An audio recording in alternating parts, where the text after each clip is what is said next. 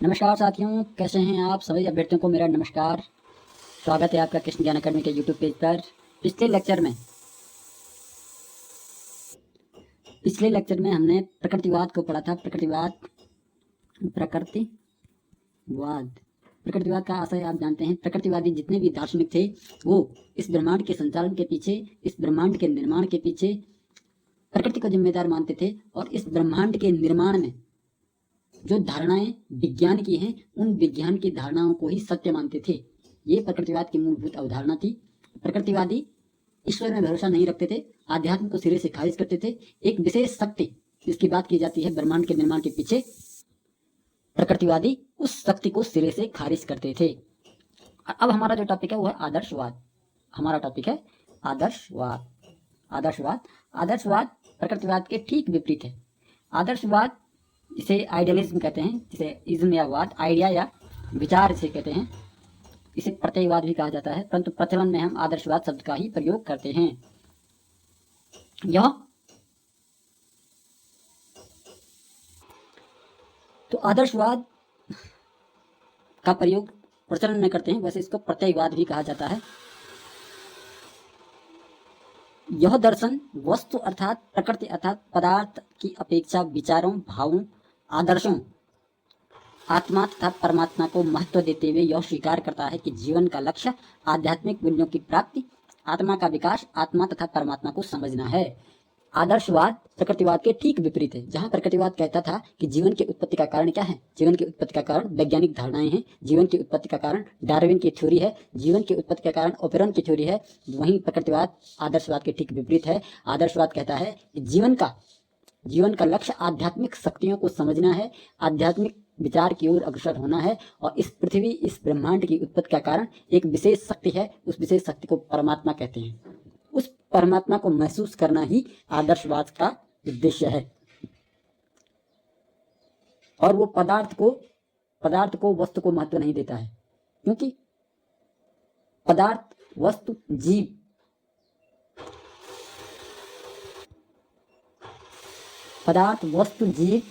ये सब आदर्शवाद के अनुसार कठपुतलियां हैं। इनको संचालन करने वाला एक विशेष शक्ति है, जिस शक्ति को परमात्मा कहा जाता है।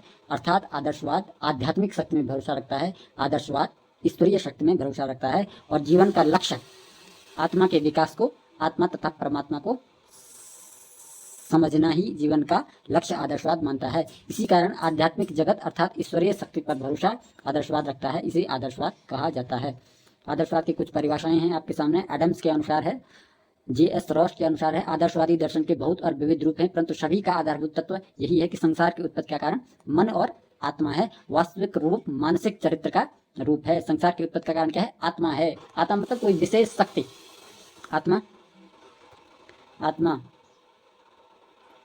आत्मा कोई विशेष शक्ति है जिसे प्राण कह सकते हैं। यह प्राण, यह आत्मा ही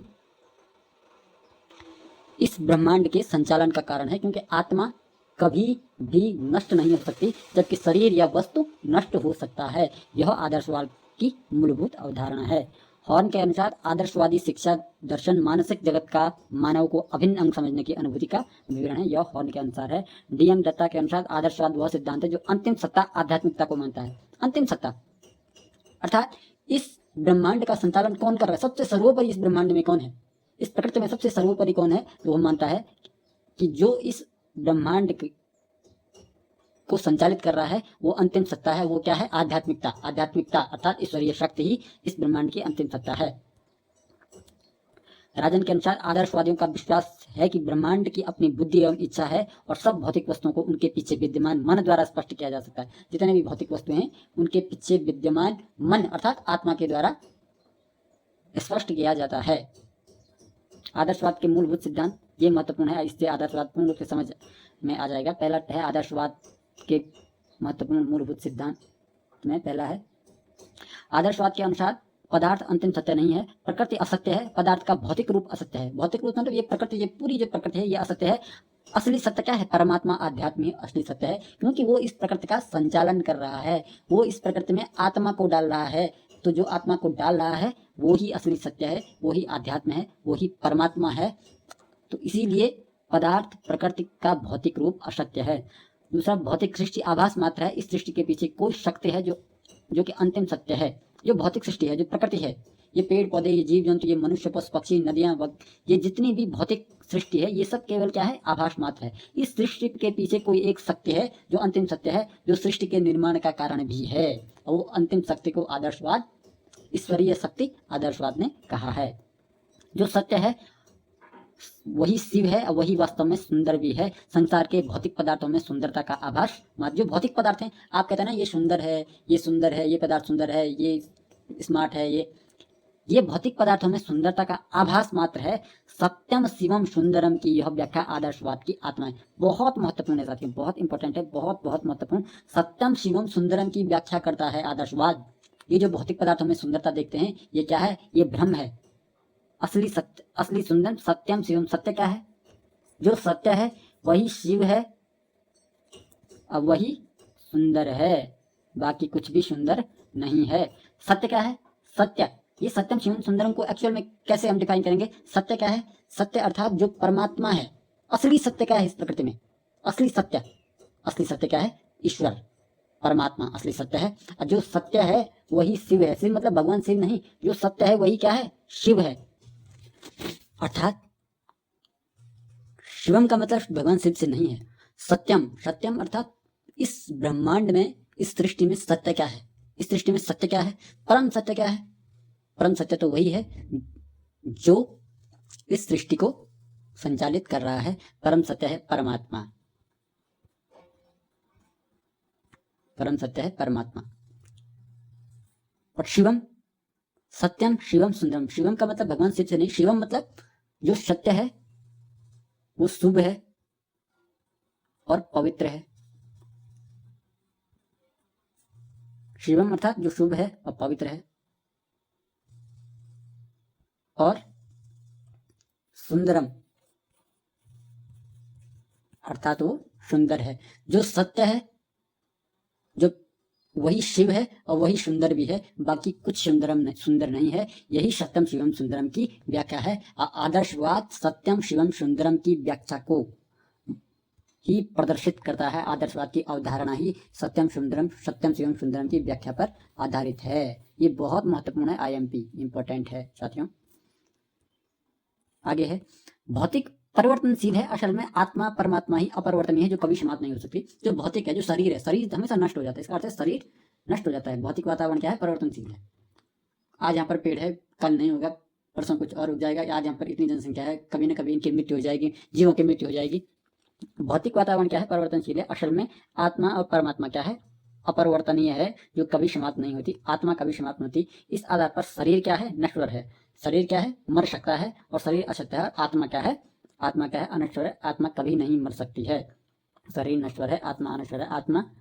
आत्मा अमर है, अमर है, जबकि शरीर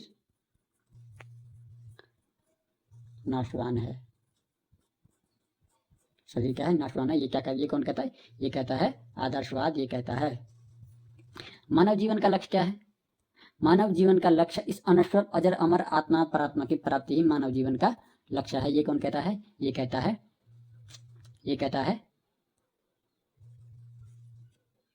है आदर्शवाद कहता है कि मानव जीवन का लक्ष्य आत्मा परमात्मा की प्राप्ति है। आत्मा परमात्मा की प्राप्ति मानव जीवन का लक्ष्य है। मन और पदार्थ भिन्न भिन्न है। मन अर्थात हमारा विचार, मन और पदार्थ भिन्न भिन्न है। मन पर नैतिकता और आदर्शों का प्रभाव पड़ता है, पदार्थ पर नहीं। नैतिकता व आदर्शों का जो प्रभाव पड़ता है वो हमारे मन पर पड़ता है, हमारी आत्मा पर पड़ता है। पदार्थ पर, वस्तु पर कभी नैतिकता आदर्शों का प्रभाव नहीं पड़ता है। इंद्रियों की अपेक्षा मस्तिष्क अधिक महत्वपूर्ण है, क्योंकि विचारात्मक सत्य का ज्ञान इंद्रियों से संभव नहीं है। जो हमारी शरीर की इंद्रियां हैं, इन इंद्रियों से सत्य का ज्ञान संभव नहीं है। मस्तिष्क ही महत्वपूर्ण है, सबसे महत्वपूर्ण मस्तिष्क है, जिसके द्वारा हम विचारात्मक सत्य अर्थात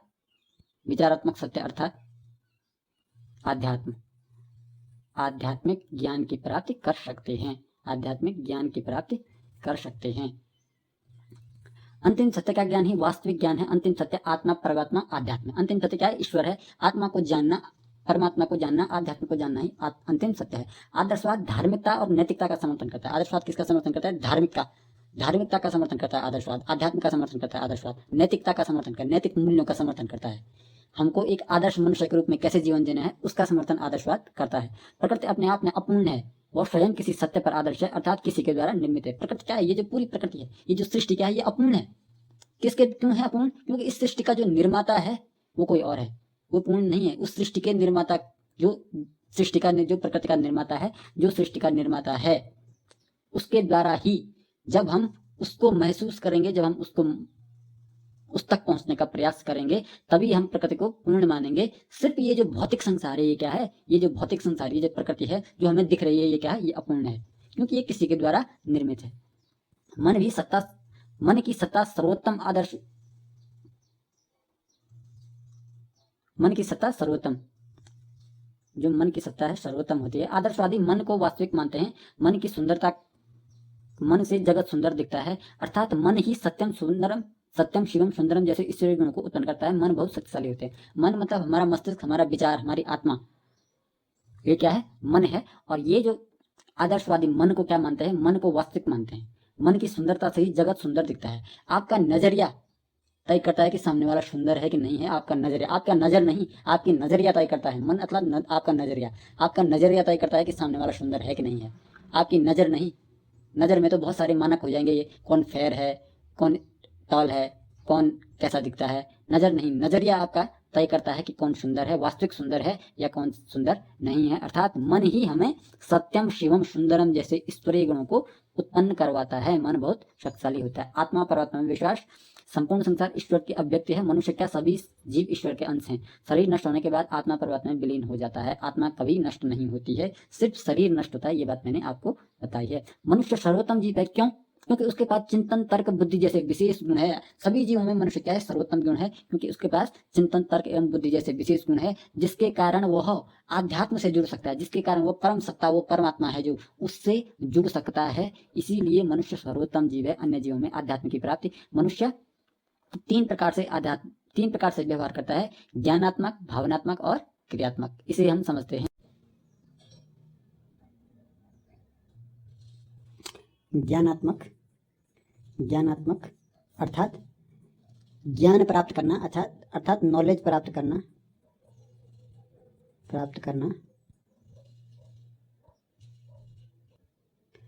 किसी टॉपिक के बारे में पढ़ना, उसके बारे में जानकारी प्राप्त करना, ये क्या है? ज्ञानात्मक व्यवहार है। भावनात्मक अर्थात उस टॉपिक के प्रति रुचि पैदा करना। भावनात्मक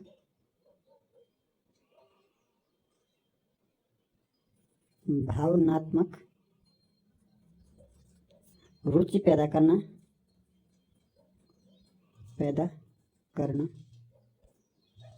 करना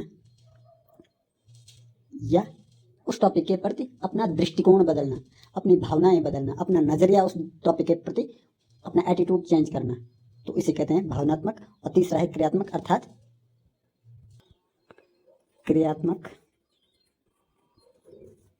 अर्थात जो ज्ञान आपने प्राप्त किया है, जो नजरिया, जो दृष्टिकोण आपने बदला है, जो भावनाएं आपने बनाई हैं, उनके अनुरूप कार्य करना। क्रियात्मक, उनके अनुरूप कार्य करना। तो आध्यात्म के प्राप्त मनुष्य तीन प्रकार से व्यवहार करता है, ज्ञानात्मक, भावनात्मक और क्रियात्मक। इन तीन क्रियाओं के द्वारा ही वो सत्यम शिवम सुंदरम जैसे मूल्यों को अर्जित करता है। अर्थात सत्यम शिवम सुंदरम का मतलब है कि वो क्या करता है? वो सत्यम शिवम सुंदरम का अर्थ है कि मनुष्य को आत्मा, परमात्मा या आध्यात्मिक ज्ञान की प्राप्ति करता है। आध्यात्म में भरोसा उत्पन्न करता है। किसके द्वारा? ज्ञानात्मक, भावनात्मक तथा क्रियात्मक के द्वारा। आध्यात्मिक ज्ञान प्राप्त करना, उसके बाद आध्यात्म में अपनी रुचि बढ़ाना और फिर उनके प्रति आध्यात्मिक क्रियाएं करना। इन तीनों के माध्यम से ही आध्यात्म की प्राप्ति मनुष्य करता है। विभिन्नता में एकता। संपूर्ण संसार पर ईश्वर का नियंत्रण है, अथवा संपूर्ण संसार में अद्भुत एकता है। इस प्रकृति में, इस संसार में बहुत सारे जीव, प्रकृति में बहुत सारे जीव, अजीब, निर्जीव, सजीव वस्तुएं विद्यमान हैं। इन सबको कौन करता? अनेक वस्तुएं हैं, अनेक मनुष्य के भी प्रकार हैं, पेड़ पौधों के प्रकार हैं, जीव जंतुओं के प्रकार हैं, इतने सारी अनेकता है। लेकिन इस सब में इन सबको बनाने वाला कौन है? एक है। इन सब पर किसका नियंत्रण है? ईश्वर का नियंत्रण है। इसे कहते हैं विभिन्नता में एकता, अनेकता में एकता। यह संपूर्ण संसार में अनेकता में एकता का क्या है? विचार उत्पन्न करता है। अब शिक्षा के उद्देश्य, आदर्शवादियों में शिक्षा के क्या उद्देश्य थे? आदर्शवादियों के मतानुसार मानव जीवन में शिक्षा का उद्देश्य मोक्ष की प्राप्ति, आध्यात्मिक विकास है। भाई आदर्शवादी जब आध्यात्म को महत्वपूर्ण मानते हैं तो उनके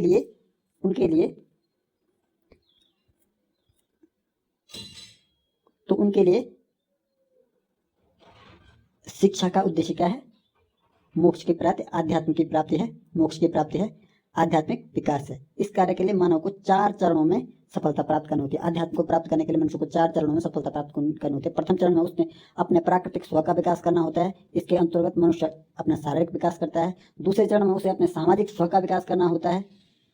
इसके अंतर्गत सामाजिक, सांस्कृतिक, नैतिक, चारित्रिक और नागरिकता का विकास होता है, अर्थात समाज के प्रति जिम्मेदारियां, समाज में अच्छा व्यवहार करना, अपने नैतिक मूल्यों का अपने अंदर विकास करना, अपने चरित्र का विकास करना, अपने नागरिकता की जो जिम्मेदारी, एक नागरिक होने की जो जिम्मेदारी होती है उनका विकास होना, उनका अनुभव होना, जिम्मेदार बनना, समाज के प्रति जिम्मेदार बनना। ये क्या है? सामाजिक स्व में आता है। तीसरा है बौद्धिक स्व, मानसिक स्व कहते हैं इसको, बौद्धिक स्व भी कहते हैं तीसरा। इसके अंतर्गत मानसिक व बौद्धिक विवेक शक्ति का विकास करना, अर्थात विवेक का विकास करना, तर्क का विकास, अपने अंदर अपने विवेक का इस्तेमाल करना, अर्थात अपने मानसिक तर्क, कल्पना, चिंतन का विकास करना ही मानसिक स्व या बौद्धिक स्व के अंतर्गत आता है। और चौथा अंतिम चरण है आध्यात्मिक स्व। इसके अंतर्गत आध्यात्मिक चेतना का विकास करना, अपने अंदर आध्यात्म का विकास करना, अपने अंदर आत्मा और परमात्मा को समझने की, ईश्वर को मानने की, ईश्वर को सत्य के रूप में स्वीकार करने की धारणा का विकास करना ही क्या है? आध्यात्मिक स्व के अंतर्गत आता है। तो शिक्षा के जो कुछ उद्देश्य हैं, जिसमें शिक्षा के कुछ उद्देश्य हैं। पहला है आत्मानुभूति का विकास। आत्मानुभूति का मतलब अर्थात स्वयं को पहचानना। आदर्शवादी विचारधारा यह मानते कि प्रकृति से परे कोई चेतन सत्ता के अनुरूप है तो वो क्या है? मनुष्य है। प्रकृति से परे कौन है? चेतन सत्ता है। चेतन सत्ता मतलब ईश्वर है। तो उस ईश्वर के अनुरूप यदि कोई है, अनुरूप मतलब कोई उस ईश्वर को प्राप्त करने की दिशा में यदि कोई जीव जा सकता है तो वो क्या है? एकमात्र है, वो है मनुष्य। और कोई जीव इतना तर्कशील, इतना चिंतन, इतना ज्ञानी, इतना मानसिक असर अन्य किसी जीव का नहीं है। तो उस चेतन सत्ता को समझने की क्षमता रखने वाला एक ही जीव है, वो है मनुष्य। तो उस आत्मानुभूति का अपने अंदर हमें विकास होना चाहिए शिक्षा के द्वारा, कि मनुष्य ही एक ऐसा जीव है। स्वयं को पहचानने की क्षमता होनी चाहिए कि हम ही ऐसे हैं जो उस चेतन सत्ता तक पहुंचने की क्षमता रखते हैं, उसको महसूस करने की क्षमता रखते हैं। तो आत्मानुभूति का विकास करना, शिक्षा के द्वारा आत्मानुभूति का विकास करना अर्थात स्वयं को पहचानना। इस आत्मानुभूति के 4 सोपान हैं जो मैंने आपको ऊपर बताए हैं। आध्यात्मिक स्व, बौद्धिक स्व, सामाजिक स्व, शारीरिक व जैविक स्व। शारीरिक व जैविक फिजिकल सेल्फ में अपने शरीर का विकास करना है। दूसरा सामाजिक स्व में सामाजिक जिम्मेदारियों का विकास करना है, समाज के रूप में जिम्मेदार बनना, एक जिम्मेदार नागरिक बनना, एक जिम्मेदार व्यक्ति बनना, एक आदर्श व्यक्ति बनना समाज में। तीसरा बौद्धिक स्व का विकास करना अर्थात अपने मानसिक स्तर को बढ़ाना, विवेकशील बनना, तार्किक बनना, चिंतन कल्पनाशील बनना। और चौथा है आध्यात्मिक स्व। आध्यात्मिक स्व मतलब अपने अंदर जो है आध्यात्म की भावना का विकास करना। ये आत्मानुभूति के स्वयं को पहचानने के 4 चरण हैं। शिक्षा का उद्देश्य में स्वयं को पहचानने के 4 चरण है। शारीरिक स्व, इसमें सबसे निम्नतम सोपान है जिसे प्रकृतिवादी आत्माभिव्यक्ति सेल्फ एक्सप्रेशन कहते हैं। सामाजिक स्व को अर्थ क्रियावादी महत्व देता है। सामाजिक हित की प्रकटन करना। बौद्धिक स्व के विवेक द्वारा अपने स्व की अनुभूति करता है। सामाजिक नैतिकता से ऊपर उठकर सही गलत में भेद कर सकता है। विवेक का मतलब किसी में विवेक का मतलब वो सही गलत में भेद कर सकता है या नहीं कर सकता है। और आध्यात्मिक स्व में स्वानुभूति का सर्वोच्च स्तर है, जहाँ व्यक्ति गुणों को अपने व्यक्तित्व में अंगीकृत कर सहज प्रक्रिया द्वारा कर लेता है और इससे सत्यम शिवम सुंदरम का ज्ञान हो चुका होता है। तो शिक्षा का उद्देश्य क्या है? आदर्शवाद में सत्यम शिवम सुंदरम का ज्ञान प्राप्त करना। इसीलिए आदर्शवादी जब आत्मानुभूति के लिए शिक्षा देने की बात करते हैं तो उनका एक ही लक्ष्य होता है, स्वयं को पहचानो। स्वयं को पहचानने का मतलब क्या है? स्वयं को पहचानने का मतलब क्या है? क्योंकि स्वयं को पहचानना, क्योंकि मनुष्य ही वो ऐसा एकमात्र जीव है जो ईश्वरीय शक्ति को महसूस करने की क्षमता रखता है। दूसरा उद्देश्य है शिक्षा का आदर्शवाद में आध्यात्मिक मूल्यों का विकास अर्थात बालक आध्यात्म से परिचय होना चाहिए। तीसरा अनेकता में एकता के दर्शन। अनेकता में एकता के दर्शन अर्थात बालक को इस बात का आभास कराना चाहिए कि विश्व में अनेकों प्राणी मात्र हैं, लेकिन सबकी सत्ता एक ईश्वर के हाथ में है। चौथा है सामाजिक हित का उद्देश्य, अर्थात समाज के रूप में उसको एक जिम्मेदार नागरिक बनाना, एक जिम्मेदार सामाजिक प्राणी बनना, सामाजिकता की जिम्मेदारियों को उसको निभाना आना चाहिए। सभ्यता व संस्कृति के विकास का उद्देश्य, जो हमारी सभ्यता है, जो हमारे संस्कृति है, जो हमारे कल्चर है, जो हमारे त्योहार हैं, जो हमारे रीति रिवाज परंपराएं हैं, जो हमारे देवी देवताएं हैं, जो हमारे आध्यात्मिक सिंबल हैं, उनके विकास का उद्देश्य आदर्शवादियों ने शिक्षा के उद्देश्य में बताया है। मनुष्य अन्य जीवों से सर्वश्रेष्ठ है, ये शिक्षा का उद्देश्य। ये इस बात की जानकारी भी बालक को होनी चाहिए कि मनुष्य अन्य जीवों से सर्वश्रेष्ठ इसलिए है क्योंकि मनुष्य ही एक ऐसा जीव है जो चेतन सत्ता अर्थात ईश्वर तक पहुंचने की क्षमता को महसूस कर सकता है, अर्थात उस आध्यात्मिक शक्ति को महसूस कर सकता है जिसने इस संपूर्ण सृष्टि की महसूस करने की क्षमता रखता है, पहुंचना नहीं, महसूस करने की क्षमता रखता है, जो जिसने इस सृष्टि की कल्पना की है, सृष्टि को बनाया है। आदर्शवाद और पाठ्यक्रम के आदर्शवादियों ने किस प्रकार के पाठ्यक्रम को उपयुक्त बताया है? क्या आदर्शवादियों ने प्रकृति को पूर्ण रूप से नकार दिया? बिल्कुल नहीं।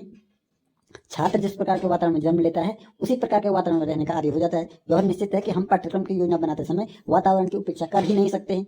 तो क्या आदर्शवादियों ने वातावरण की उपेक्षा की, प्रकृति की उपेक्षा की? आदर्शवाद भौतिक जगत को अंतिम सत्य मानता ही नहीं है, किंतु सत्य का आभास तो मानता है, पूर्ण रूप से नकारता नहीं है। आदर्शवाद भौतिक जगत को पूर्ण रूप से नहीं नकारता है, मतलब जब पाठ्यक्रम की बात आती है तो उसको पूर्ण रूप से नहीं नकारता है। आदर्शवाद भौतिक जगत के सहयोग से ही आध्यात्मिक जगत के अनुभव की प्राप्ति की बात करता है, बहुत महत्वपूर्ण है। इसीलिए मनुष्य का आध्यात्मिक वातावरण अधिक महत्वपूर्ण होता है, किंतु प्राकृतिक वातावरण की अपेक्षा उपेक्षा नहीं की जा सकती है। छात्र को प्राकृतिक वातावरण का ज्ञान होना चाहिए, इसके साथ ही आध्यात्मिक वातावरण पर विशेष दृष्टि होनी चाहिए, क्योंकि बिना प्राकृतिक वातावरण के छात्र आध्यात्मिक वातावरण, जो कि आदर्शवादियों का महत्वपूर्ण लक्ष्य है, उस तक नहीं पहुंच सकता। अतः समाज एवं व्यक्ति दोनों की दृष्टि से पाठ्यक्रम में प्राकृतिक और आध्यात्मिक वातावरण के ज्ञान का समावेश होना चाहिए। इसी कारण भाई वो क्या करते हैं आदर्शवादी क्या करते हैं? आदर्शवादी वातावरण को महत्व तो देते हैं, प्रकृति को वातावरण को महत्व तो देते हैं, प्रकृति को महत्व तो देते हैं, लेकिन कम महत्व देते हैं। क्या करते हैं? कम महत्व देते हैं। आध्यात्मिक विकास के लिए कला, साहित्य, नीतिशास्त्र, धर्म, दर्शन, मनोविज्ञान, संगीत आदि के विषयों को महत्वपूर्ण मानते हैं, जबकि भौतिकी, रसायन, भूमिति, भूगोल, खगोल, भूगर्भ विज्ञान, जीव विज्ञान, इन विषयों को आदर्शवाद कम महत्व देता तो है, लेकिन कम महत्व देता है। महत्वपूर्ण इसके विषय क्या है? कला, साहित्य, नीतिशास्त्र, दर्शन, धर्म, मनोविज्ञान आदि इसके क्या है? महत्वपूर्ण विषय हैं। इन विषयों को पाठ्यक्रम में शामिल करना इंपॉर्टेंट है, उनको करो लेकिन गौण रूप में करो, ये कहता है आदर्शवाद। आदर्शवाद और शिक्षण विद्या पहले है स्व अध्याय विधि, अर्थात स्वयं पढ़ने की भावना का विकास करना। दूसरी है आगमन निगमन, इसे अरस्तु ने किया था। आगमन निगमन का मतलब सामान्य से विशिष्ट की ओर चला जाए। सामान्य से विशिष्ट की ओर मतलब अर्थात पहले हमको क्या करना है? पहले हमको उदाहरण समझाने हैं। आगमन विधि में सामान्य से विशिष्ट की ओर चला जाता है, अर्थात पहले हमको उदाहरण देना है, उदाहरण के बाद हमको धीरे धीरे उदाहरण को समझाते समझाते हमको उस उदाहरण से नियम विकसित करवाने हैं। अर्थात पहले हमको क्या करना है? जैसे हमको बोलना है, जैसे हमने समझा दिया ताला, ये यहाँ पर ताला पड़ा हुआ है तो ताला का उदाहरण देता हूँ। ताला, ये ताला क्या है? या रमेश, ये क्या है? ये है संज्ञा। तो संज्ञा को समझाने के लिए पहले हमने उदाहरण दिए, अब बाद में हमने उनको ताला को उदाहरण दिया, हमने रमेश का उदाहरण दिया,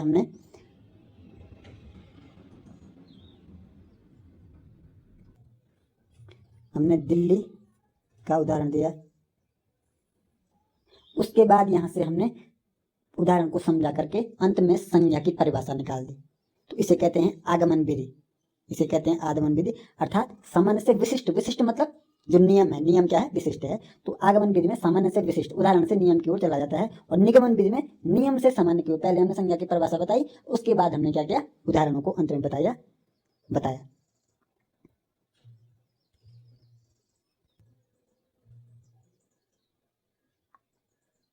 इसके बाद हम आदर्शवाद की एमसीक्यू सीरीज लेके आएंगे। साथियों, आपकी जानकारी के लिए बता दूं कि कृष्ण ज्ञान अकेडमी ने एक कोर्स आपके लिए सेटअप किया है सिर्फ पेडागोजी का, क्योंकि पेडागोजी बहुत इंपॉर्टेंट होने वाली है इस एलटी एग्जाम में सिलेक्शन के लिए। क्योंकि 50 नंबर में जो जीएस वाला पोर्शन है, उस जीएस वाले पोर्शन को लगभग सभी अभ्यर्थी कर लेंगे, क्योंकि उसमें जो है हल्की रजनीगानी है, जो एक बहुत बड़ी संख्या जो है उत्तराखंड में ग्रुप सी की तैयारी करती है, तो उसको जो है लगभग सभी छात्र मुझे लगता है कर देंगे। उसमें जीएस बहुत ज़्यादा नहीं आने वाले, एक प्रश्न जो है हर भूगोल, पॉलिटिकल साइंस और इकोनॉमिक्स उत्तराखंड, दो दो तीन तीन प्रश्न आएंगे, ज़्यादा से ज़्यादा दो दो प्रश्न, एक एक प्रश्न। रीजनिंग से, सामान्य विज्ञान से ऐसे प्रश्न आएंगे और बहुत ऐसे प्रश्न आएंगे जो लगातार पुराने वर्षों में पूछे जा रहे होंगे। इस प्रकार के प्रश्न ही उसमें पूछे जाएंगे। रीजनिंग के प्रश्न पूछेंगे। उत्तराखंड के बहुत घिसे पिटे प्रश्न आएंगे, जो प्रश्न मुझे लगता है ऐसा, जो प्रश्न जो है कई वर्षों से पेपरों में आ रहे हैं। तो वो वाला जो पोर्शन मुझे लगता है एक बहुत बड़ी अभ्यर्थियों की जो संख्या होगी उस पोर्शन को अच्छा खासा कर लेगी। लेकिन जो पोर्शन अब बचता है वो है पेडागोजी का। इस पोर्शन में अभ्यर्थी जो है थोड़ा सा, क्योंकि ये सभी के लिए नया सिलेबस है, इसमें अभ्यर्थी अगर अच्छी तरीके से तैयारी करके नहीं जाएगा तो उसके लिए एग्जाम में थोड़ा सा टफ पड़ने वाला है। अभी आपके लिए समय है, आप कृष्ण ज्ञान अकेडमी के साथ जुड़िए और अपनी तैयारी को मजबूत बनाइए। हमने एक कोर्स बनाया है कृष्ण ज्ञान अकेडमी ने, इसमें PDF, MCQ सीरीज का PDF और प्रैक्टिस सेट और वीडियो लेक्चर आपको दिए जाएंगे बहुत कम फीस में। आप हमारे व्हाट्सएप ग्रुप से जुड़िए और व्हाट्सएप ग्रुप में कॉन्टैक्ट नंबर है, उनसे मैसेज कीजिए। उसके बाद आप हमारे पेड ग्रुप में जुड़िए और उस पेड ग्रुप में आपको complete notes, MCQ series, video lecture और अन्य जो जानकारियाँ हैं समय समय पर इमेज के जरिए, पोस्टर के जरिए महत्वपूर्ण चीज़ें आपको बताई जाती हैं। PDF नोट्स के जरिए भी उसमें जुड़िए बहुत कम फीस में। आप हमें डिस्क्रिप्शन में व्हाट्सएप का लिंक दिया है, वहाँ से आप हमको मैसेज करके हमारे साथ जुड़ सकते हैं। धन्यवाद।